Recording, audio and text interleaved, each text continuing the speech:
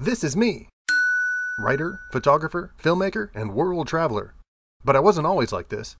I used to have a job. That's right, I used to be an environmental scientist living in Alaska, but it wasn't enough. So I traded my suit and tie for a plane ticket. And I've never looked back. Since that time, I have traveled far and wide, explored near and far, and had the most epic adventures of my entire life. I've published books, photos, films, podcasts, and even a magazine dedicated to making the world a little smaller. So welcome and join me, Kyle O'Donnell, as I take you along for the wildest ride of any film series in the world. And when you're done, stop by TravelGeekMagazine.com to watch more videos, read the Travel Geek blog, check out photos from the road, and see how you can become more involved. Welcome to Vietnam! Welcome to Borneo. Welcome to Myanmar. Welcome to Taiwan. Welcome to Thailand. Welcome to Malaysia. Welcome to Brunei. Welcome to Cambodia. Welcome to Laos! Welcome to Singapore. Welcome to Guatemala. So here we are in Hong Kong. So here I am at the Macau Towers.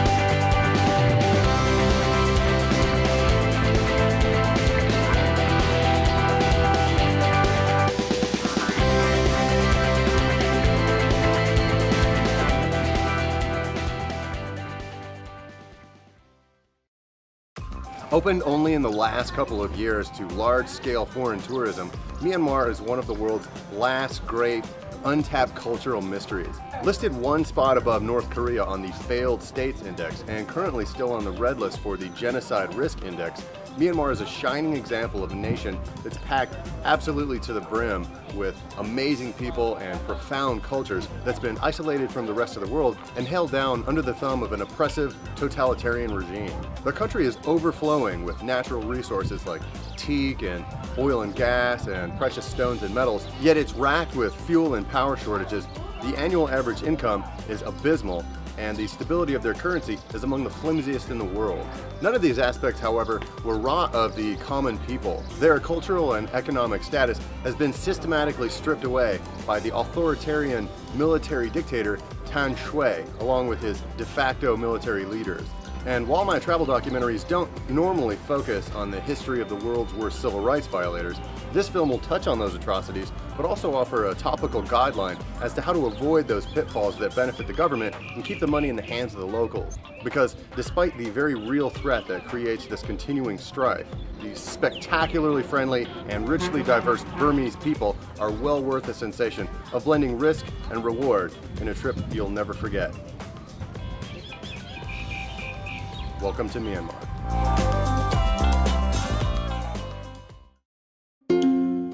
In this edition of the Travel Geek series, I divide my travel up amongst 3 episodes of the documentary that I filmed in Myanmar. Along with discovering the very best of Burmese culture, history, and cuisine, in each of these episodes, I'll also detail how you can travel responsibly and help keep the money away from the regime that oppresses these amazing and friendly people.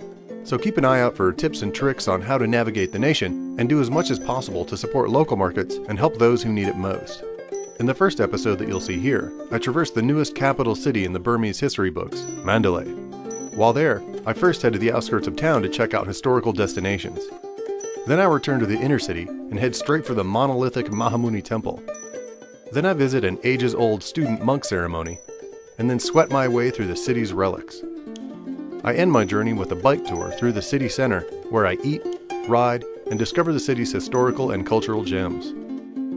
Then, in part 2, I travel to Bagan to explore the ancient ruins of the Bamar Kingdom and its illustrious reign over northern Indochina. I close up this episode in part 3, where I explore one of the world's most mysterious tribal gatherings at Inle Lake.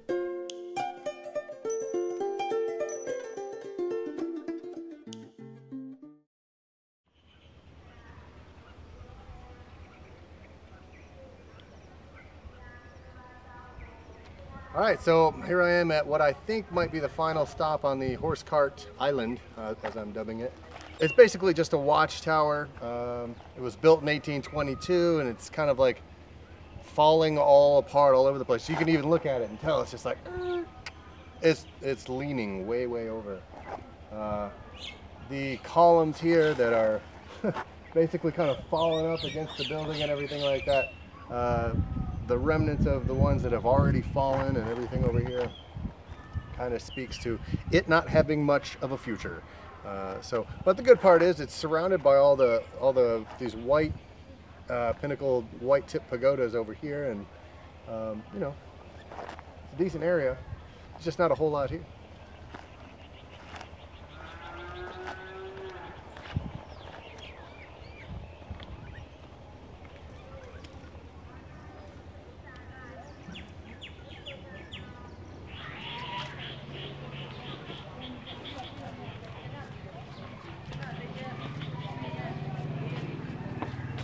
This is cool. They've got the big giant sinte up here. Wall crumbling. You can actually see where the earth has dropped in. Now this place, as well as several others, were affected by the very, very earthquake-prone Myanmar. And you're kidding. They want to charge another fee. Looks like we'll be filming from here. In any case, they've got the giant sinte up here with a very picturesque looking monk walking out of the gate there. And then there's the entryway with several other still not intact Garuda. All of the faces have been broken off. It looks like it. It looks like it. I can't really tell. In any case, this was the big one. It's called Mahar Ongye Bongsan Monastery.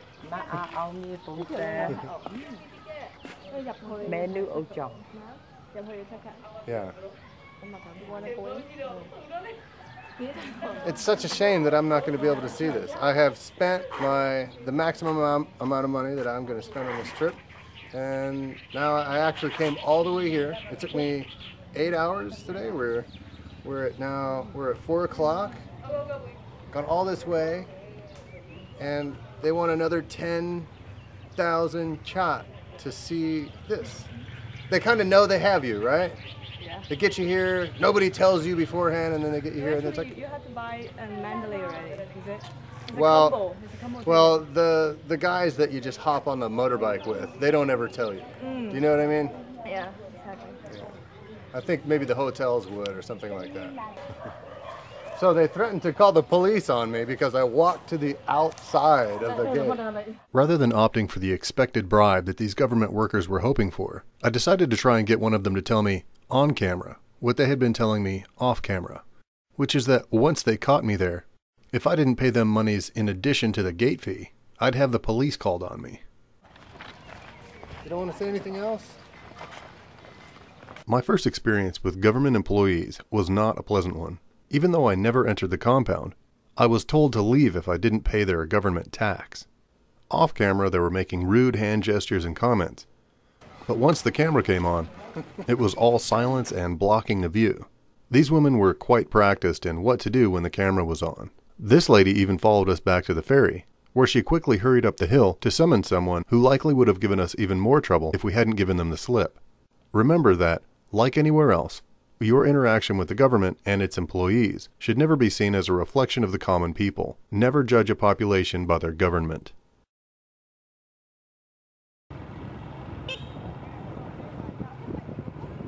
It's true that the Mandalay tourism fee is avoidable if you fly into the capital city, but be aware that this kind of hassle might follow you if you choose not to show your ticket at some of the various sites. After skirting disaster with tyrants, we hopped back on our motorbikes and headed back into Mandalay.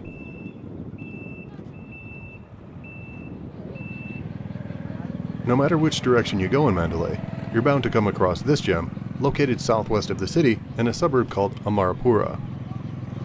It's Mandalay's longest footbridge, and it hovers over the gentle waters of the Tongtaman Lake. Its most impressive feature would be that it's the world's longest teak bridge, at 1.2 kilometers, if it weren't for the amazing story behind the wood itself. Like much of Mandalay's recent history, Bain's bridge was constructed in the mid-1800s by the then mayor of Amarapura. Its planks are actually pilings that were salvaged from the royal palace, which was destroyed once the capital was moved north to Mandalay. It boasts 1,060 poles, most of which are in their original condition, that best the waters of both high and low seasons.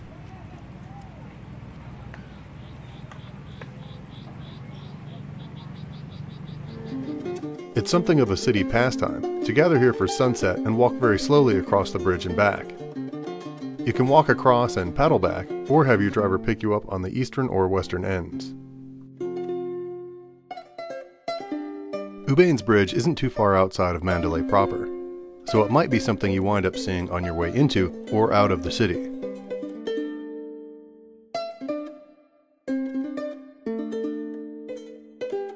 The Mahamuni pagoda should also be one of your points of interest here in Mandalay. Alright, so first stop in the very noisy Mandalay is the Mahamuni. Yes, Mahamuni pagoda. The Mahamuni image, is what they call the temple, and it's a pagoda that's not terribly far from the bus station when you land, so it's a pretty easy find. There you go. As all Asian religious monuments go, and even some Islamic ones, there's no wearing of the shoes, and it's a good idea to cover your extendeds.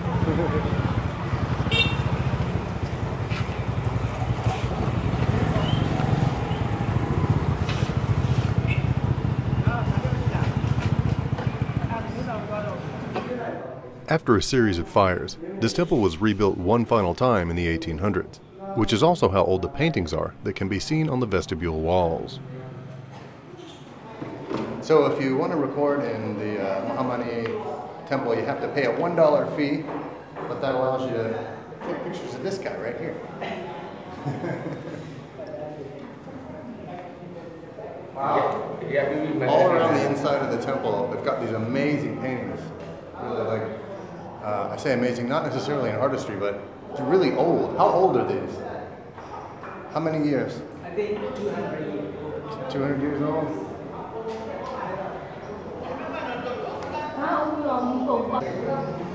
That's great. The scenes are depicting what look like dancers and calling people and holy people and I guess angels. Yeah? Yes, Gathered around a tree here, and they're worshiping this pagoda, which is on top of a boat, which is made of dragons. And that's all inside of a temple wall here.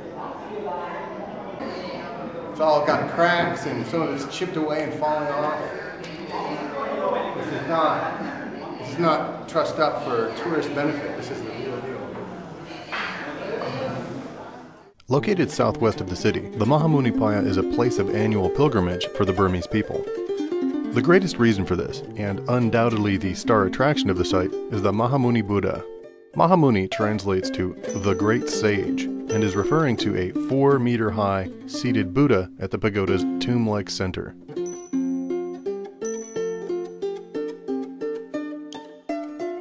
Like other masculinized religions, only the men are allowed to get this close to the shrine. The women must look on in a special room relegated to them by the temple's Buddhist leaders. They come here to venerate the statue with votary gold leafing. So much has been applied over the years that some estimate the 6-inch thick encasement of pure gold weighs in at thousands of pounds. The statue was originally located in Rakhine State, formerly known as Arakan, which is located on the western coast overlooking the Bay of Bengal and the Chittagong region of Bangladesh. As legend has it, Gautama Siddhartha visited this area of Burma in 554 BCE on a mission of Buddhist proselytization. Some say 800 years later, this statue was cast in his honor. Others say it was at the time that Lord Buddha was here. But in either case, it wasn't cast here. Its original birthplace was Merak-U, in the ancient capital city of Danyawadi. In 1784, it was pilfered by King Bodapaya and brought here. This battle is depicted in paintings made in the 1950s and mounted on the pagoda's inner courtyard. In that same battle, the king also acquired a very out-of-place series of bronze statues that have become something of a mythological relic here. These figures have an even more curious history than the Great Buddha Shrine. Originally crafted from the masterful sculptors of the Khmer Kingdom, these edifices were captured from the illustrious Angkor Wat after the Siamese takeover of Siem Reap.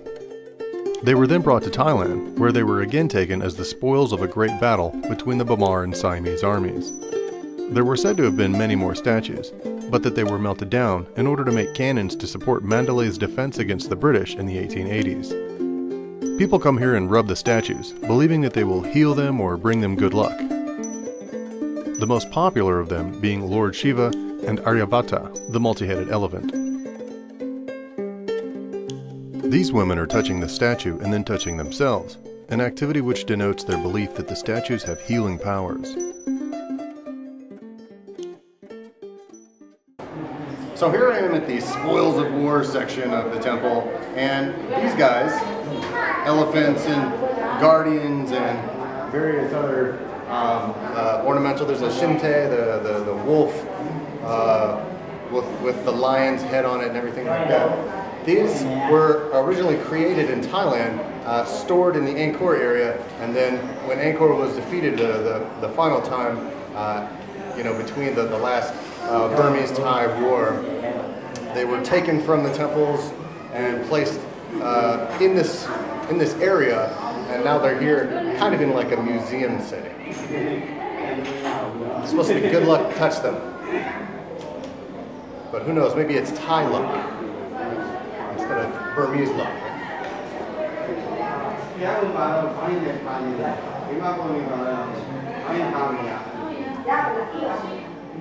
Now, the last of these were actually brought here in 1563, and the artistry that's in these is amazing. I have no idea, back in the Bronze Age how they shaped stuff, but they got it down pretty well. And who knows, maybe at the time, Thailand paid artisans from different places, maybe China or maybe even Myanmar, to craft these things. And the people come here, they rub them down, they rub all over them, and then they rub their face and their neck, I guess to absorb the good luck. I just rub my face with this Brahma to absorb the sweat. It's hot as shit.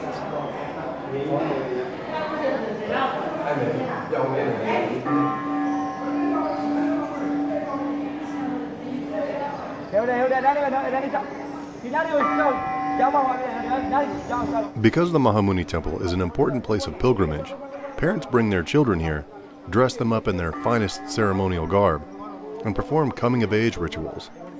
It's something Burmese speak of with fondness as they grow older.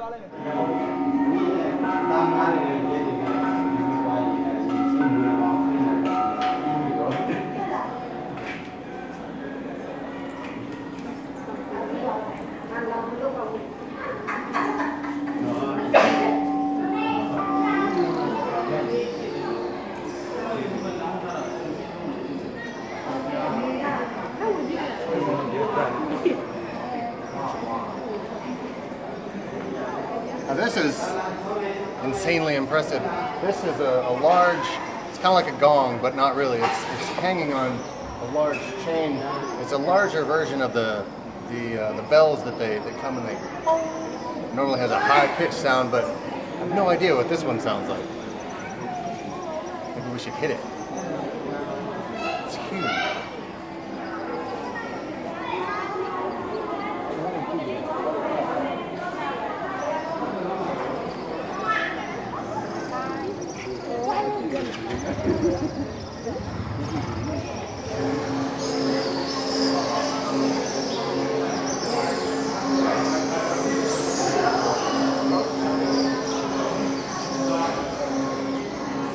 Everything around, all of the the buttresses, all of the columns, they're tiled at the bottom, but everything else is painted or bronzed out.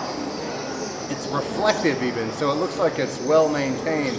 And speaking of maintenance, when you go into the main sanctuary, there's a large, completely golden Buddha, and every morning at the crack of dawn or even before is called donation time. And what men do is they bring a small sliver of paper and they have sheeted gold on there, and it's pure gold. And what they do is they go in and they touch all over the Buddha, and they place the gold flakes all over the body of the Buddha as the ceremony is taking place and as the prayer and worship is taking place in the center. They say that the temple itself isn't very old, it's a couple of hundred years old. However, the Buddha is said to be 2,000 years old. Who knows?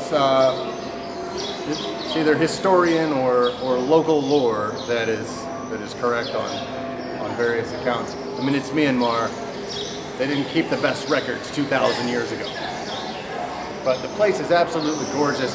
There's swallows and tiny little pheasants, tiny little sparrows flying around. And they've even built little nests up here out of like the mud and kind of like the bird-style stucco. You just walk around and it's just got this otherworldly feel.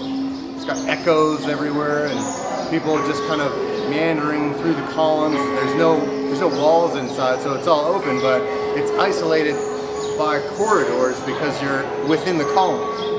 It's really, really incredible. It feels much older than it is.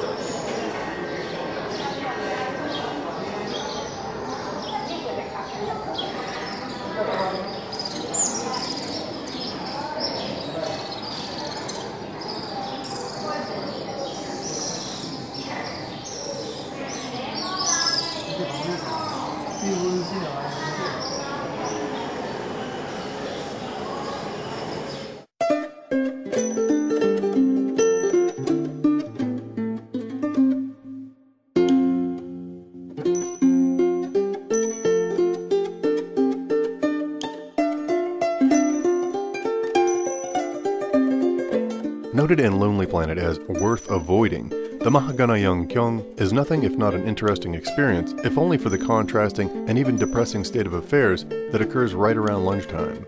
If you take a day tour of the city, they'll undoubtedly drop you here. I wound up here having done no research about the place whatsoever. In fact, I had no idea that this gathering even took place every day. What happens is this.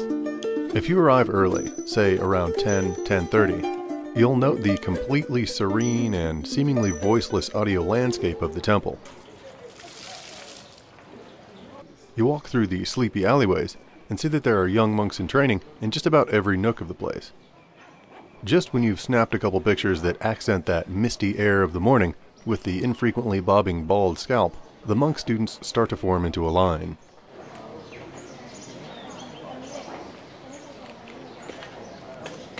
Once that's gone on for a few moments, an army of tourists begin to converge on the line as if to await its orders to attack.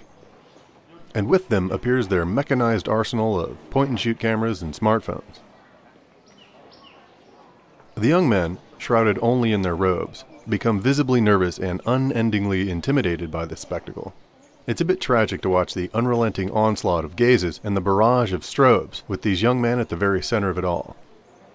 When this wholly discouraging scene begins to unfold, you understand finally why your driver drops you off well away from the area. They've likely long since grown tired of watching their sons and family friends become the subject of a horde of Western voyeurs. So here I am at the Mahaganayang Temple, and it's Monday. It's nothing particularly special about Mondays, but this Monday in particular is Family Donation Day. So what the village and the parents of the young monks here, they come in, they bring rice, they bring food, and they bring other various donations, and they just kind of have a feast. And so each of the small tables has 4 monks per table, and even though it doesn't look like a lot of food, it's actually quite a lot of food compared to what they normally have rationed out. And they've been up since long before the sun's been up. Probably around 4 a.m. is when they get up and start cleaning the area. So by now they're pretty hungry and ready to get the ceremony kicked off. And so what they're going to do is actually walk down this street right here and have the ceremonial movement through the area, and they're going to convene in several of the eating areas where they sit down and eat together and just kind of celebrate the feast and the togetherness of all the family in the village coming together.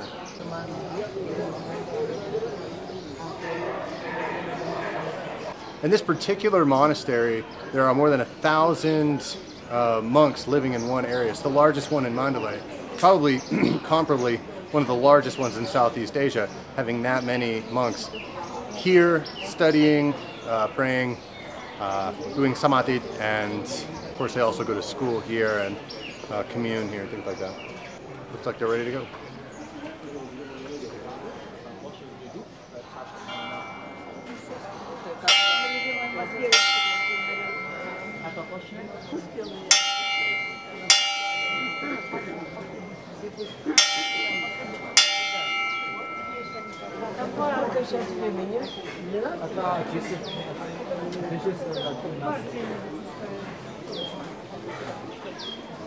I decided after a few moments of the procession that I might try to find a new angle.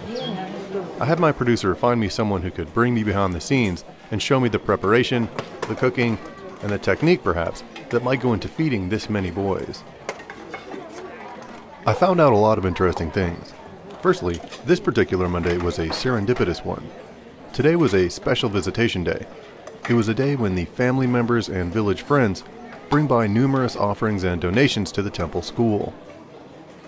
Families get together and pool their money so as to purchase huge sacks of rice for the feast.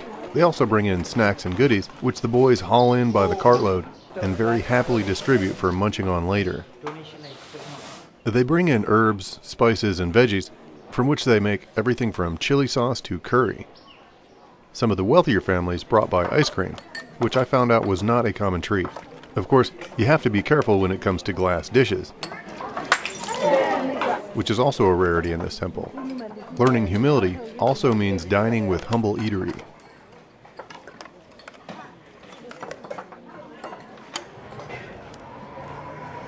The soups are cooked in a huge quadruple wood-fired burner that has possibly the largest chimney I've ever seen.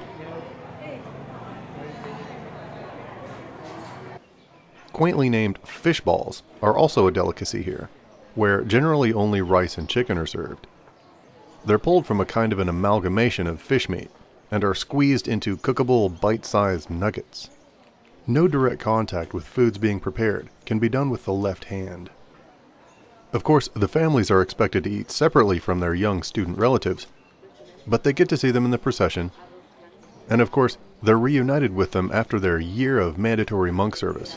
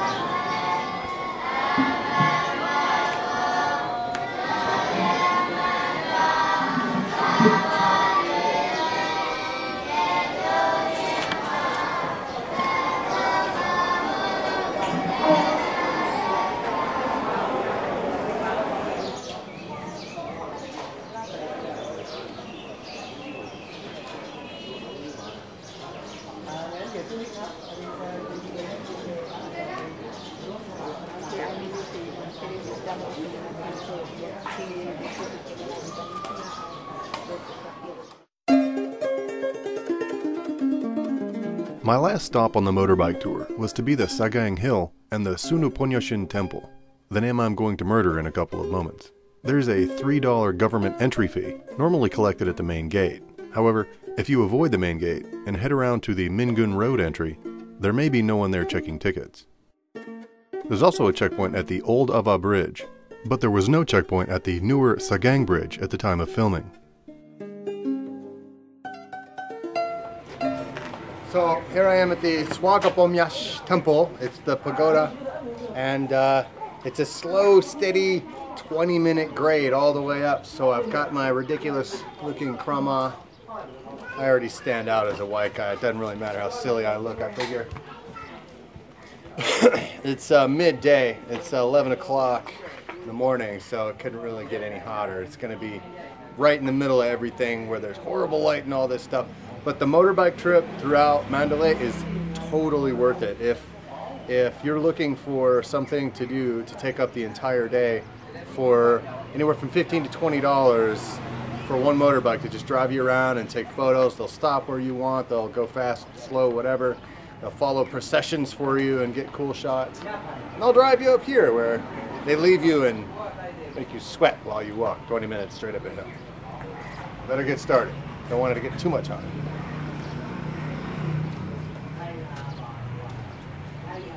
Blinking away sweat tears and shaking off mirages from the blistering heat waves cooking the ground, I began the 20-minute trek up the hill, which seemed more like an hour by the time I got there.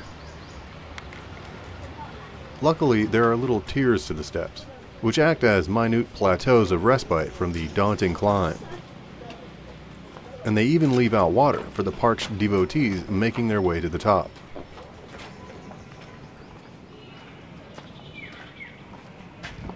So all along the trip up and in various places throughout Myanmar, you have one of these little mini gazebos. It's kind of like a mini temple or something. And they set out water for you everywhere. It's incredibly hot. It's hot as hell, actually. It gets in the 40s Celsius, over 100 degrees in Fahrenheit. And so water is always left out and all along the roads. I don't think it's a government thing. I think people just leave it out. It's pretty nice. What I wasn't able to access, due mostly to sporadic times of entry, was that this was one of many cave entrances where images of the Buddha are lit by candle. There are also very nice escapes from the heat if you can arrive during the times when they're open to the public. So this is pretty cool. It's really, really hot while you're walking, and it's easy to think about taking breaks. And luckily, all along the way, there's cool stuff to look at, like this little, I don't even know what you call this. It looks like it was monks' quarters quite a long time ago, whenever the stupa was originally built and everything. And this one goes right into the side of the mountain. It's pretty cool. Looks a bit like a cross between I don't even know, like a Chinese restaurant and a Mexican prison. Pending the history of this temple, etchings in Pali and Burmese seem always to be in your shadow along this vertical hike. These words tell the story of the myth that allegedly brought this temple and its sculptures into being way back in the early 14th century. There are many splendid relics scattered around the hillside here, and as the story goes, these relics, including this 13-meter-high gilded stupa, appeared overnight as a religious leader named Uponya, the man after whom this temple is named, crafted them all by himself. Upanya's father was said to have inspired this feat of devotion after the Buddha allegedly came here to meet with him, bringing with him 7 wise men and an orangutan bearing gifts of herbs and flowers. Burmese mythology is entertaining indeed. Once at the top, there are captivating views from all sides, and they're all likely to have the pinnacles of stupa spires jutting up into them, breaking the heat-waved horizon.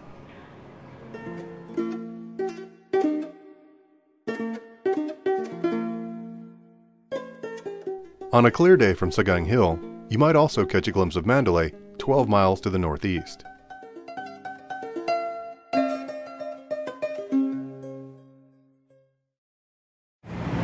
A lot of the sites around Mandalay are government taxed, so the best way to get around that is to rent the bike from your hotel and navigate through the busy, noisy streets of the central area of Mandalay and see them all by bicycle from the outside. If you go inside the temples, they're going to charge you a government fee.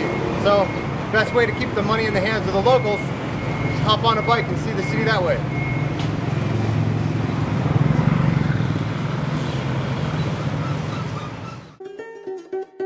I suggest you start your bike trip at the Mandalay Palace. There's a fee to enter, but seeing it from the outside is passable as visitation to the fort, and it's an easy shot to the first and second stops on Lonely Planet's bike trip, Inle Lake and the Crocodile Bridge.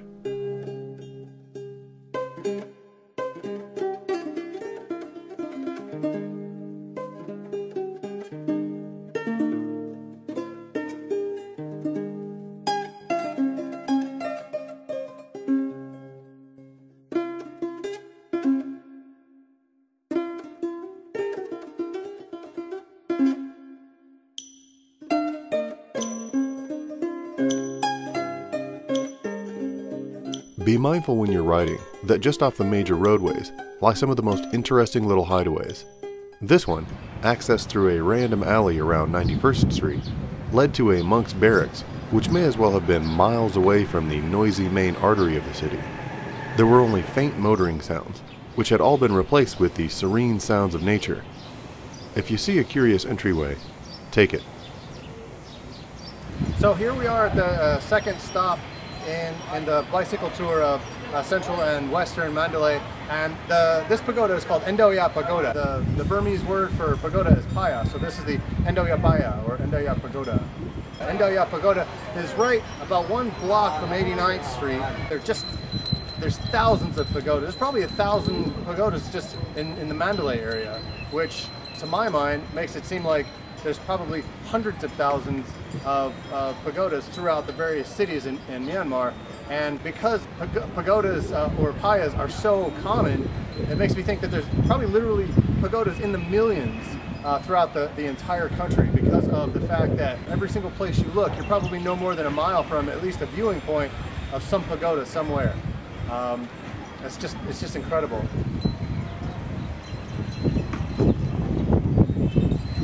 All right, so here I am at the third stop. This is called Crocodile Bridge, and it's a famous, it's representative of a famous chronicle in the Burmese tradition. And it says that the servant of Min Nandar was said to have given his last point of service before falling victim to the crocodile's jaws. And so they built this bridge in memorial to the chronicle hero Min Nandar, and it's actually right around the corner from the previous stop. So let's get back to it. While cycling, you take on an entirely different perspective of the city.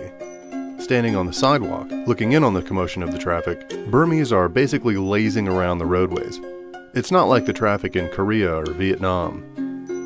But once you emerge on the same thoroughfares as the locals, you're only given a small margin of error to absorb the learning curve of the habits and patterns of the drivers here.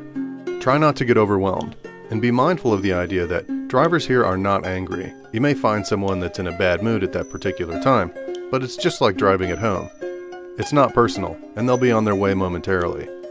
Have patience, smile at the other drivers, and you'll see that they're just as willing to assist you here as in any other walk of life.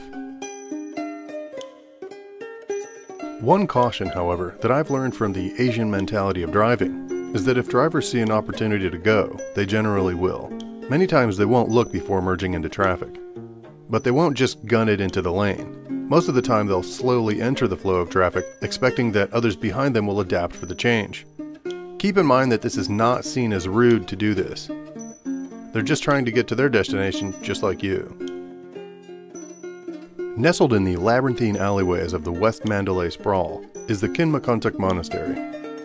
It's not the most splendid or awe-inspiring stop along the trail, but it's a nice quiet stop before a mid-trek lunch break.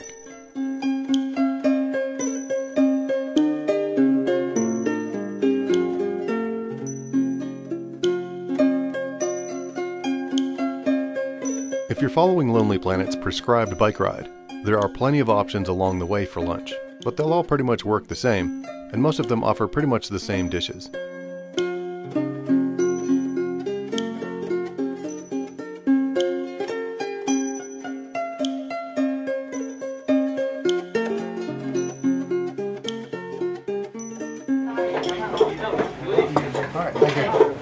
Alright, so probably the best part about the cycling tour is finding a neat little restaurant, and just finished cycling through this neat little maze work of of monasteries on either side.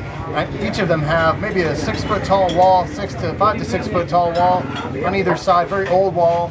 And then as soon as you get out of that little, kind of like a maze, even a kind of sort of labyrinthine alleyways, there's this little shop here. You just walk in and you point this one, that one, and then they give you these little bowls with whatever you want on it, and you just put it right on top of the rice, or you can take the rice and dip it in the food, and then, you know, half and half with the spoon. And then of course, and it's very classically, they always leave you tons of fresh vegetables.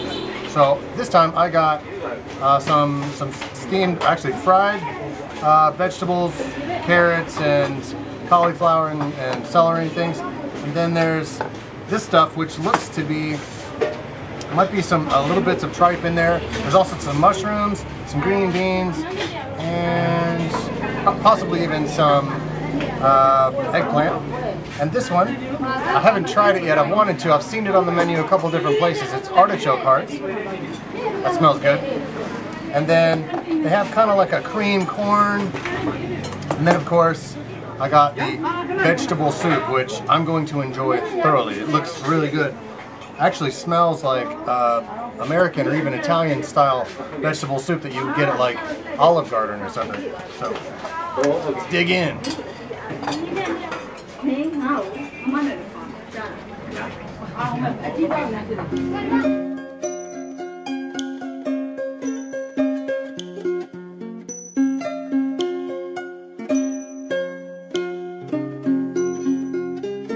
After a well-deserved lunch break and a short reprieve from the heat, it was off to my next stop, the Shinta-ya Temple, by way of the Tingayasar Canal.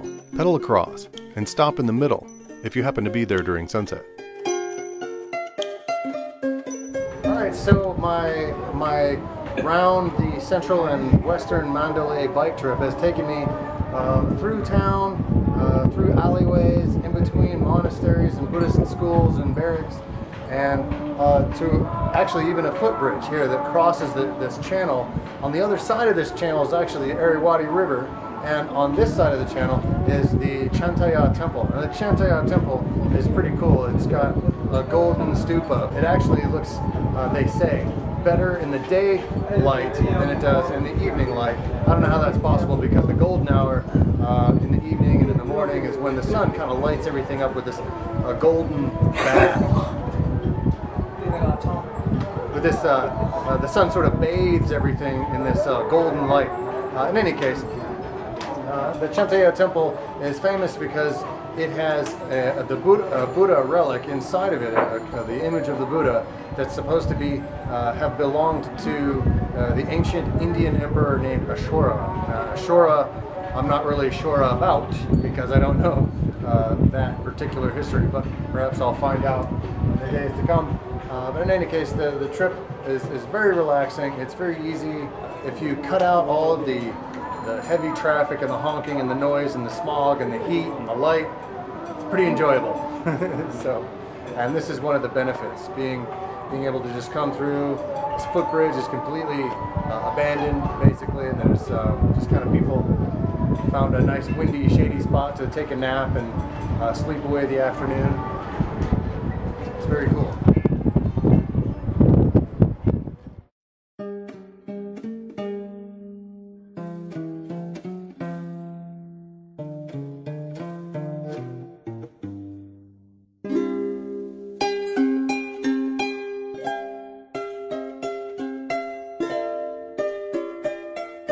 To avoid the heat, the best time to view the Chintaya Pagoda is around sunset.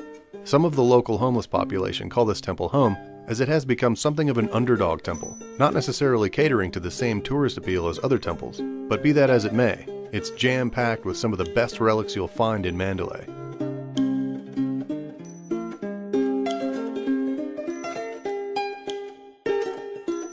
It was under construction when I was filming there, but perhaps it's open to the public by now.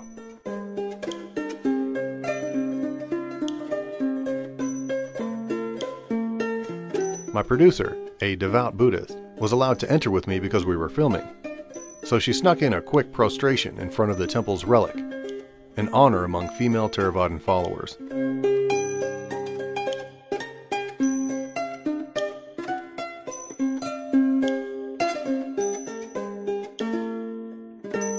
final stop on your bike ride will be along the Irrawaddy Riverside.